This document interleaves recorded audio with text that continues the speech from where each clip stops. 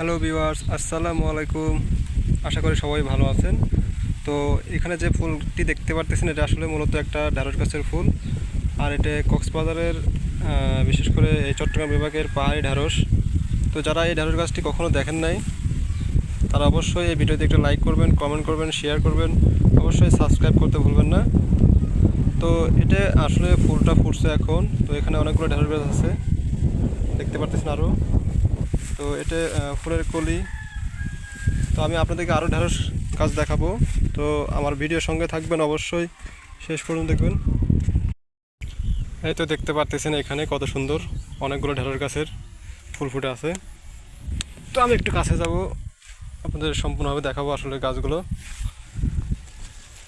কত সুন্দর ঢেঁড়স গাছের ফুল, অনেকগুলো ফুল আসছে এখানে। এই ঢেঁড়সগুলো আলাদা একটা মজা আছে।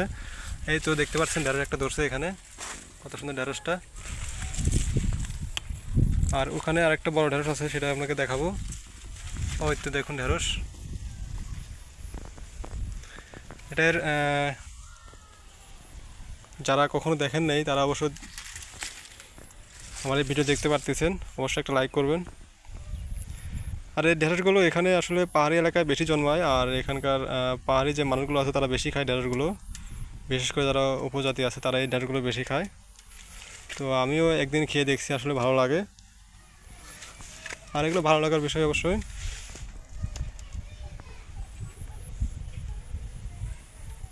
তো এখানে অনেকগুলো ঢেঁড়স গাছ আছে।